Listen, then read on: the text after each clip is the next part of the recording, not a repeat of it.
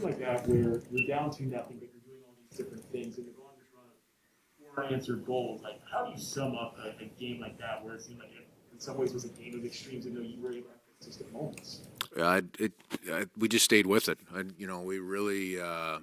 It really wasn't a game for me, a game of extremes. I thought, we just stayed with it throughout the game. Our start was excellent.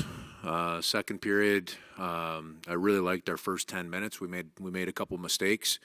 We made two mistakes. One on the coming off of a power play.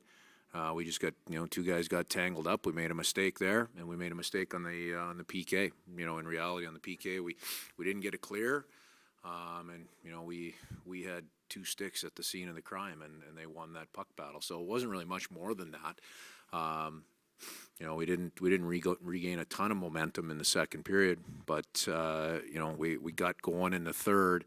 And there's a great save in there by Groovy at 2-0 that gives us the opportunity to keep pushing, and all of a sudden the floodgates opened.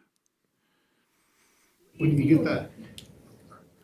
get that goal to break through, and then you start rolling again, is it really literally just the floodgates opening? Is everybody on bench's confidence to jump up all of a sudden? Our confidence was good all the way through the night. It gets end of the first period. It's ideally we'd have found a way to get one or two in the first period. We had a great first period. That didn't happen. It's you have a decision to make after the second period. You're going to stick with it and try to find a little extra gas in the tank and push. Or we're going to quietly go away in the last 20 minutes. So the guys pushed, found that first one, and that, and the way the atmosphere in the building was tonight, it kind of got things rolling even, a little bit more. That was the one that we needed. What do you think that resilience displayed throughout this game says about the character of the guys and the team that you have?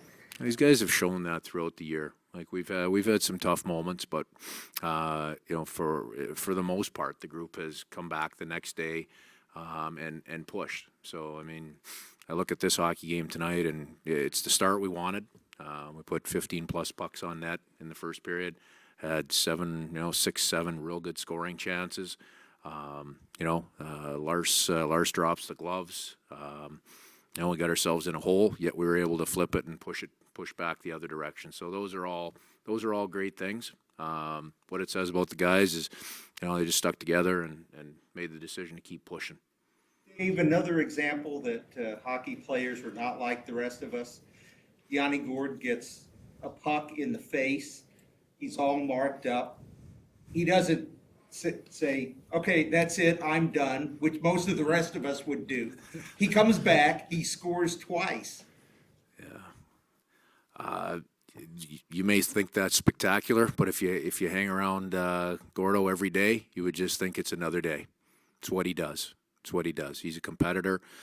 Fortunately that that puck didn't get up in his eye, but I'm guessing he's going to have little trouble seeing out of that eye tomorrow. Yet he was back quick. I think they stitched him up after the second period, and like you said, he came back and had a hell of a third period. That's what he does. So I'm not downplaying it. It's just that's Gordo. He's an ultimate competitor.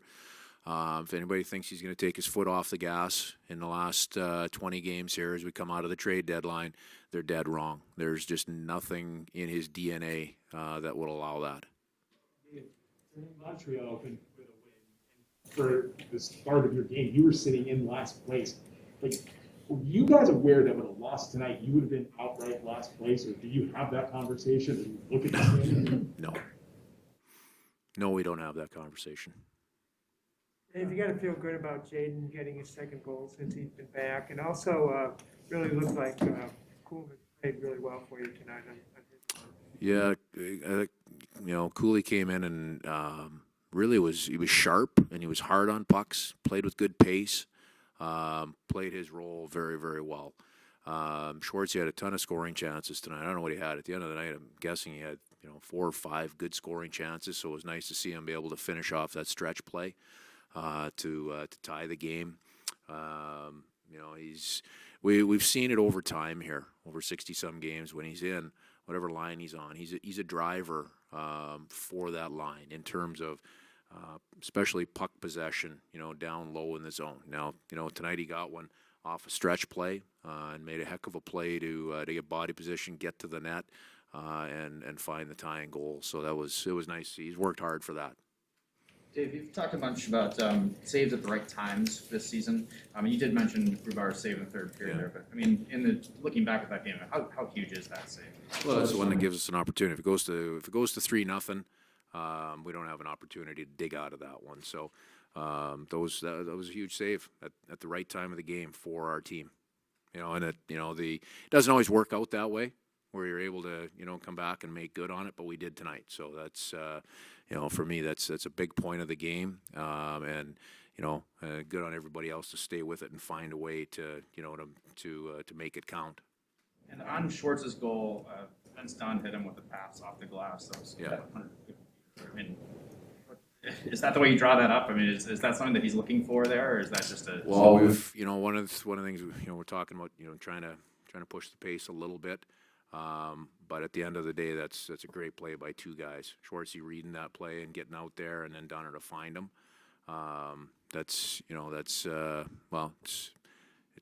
a difference maker in the hockey game. So both guys, I give them both credit for Dunner to find that play and be able to make it.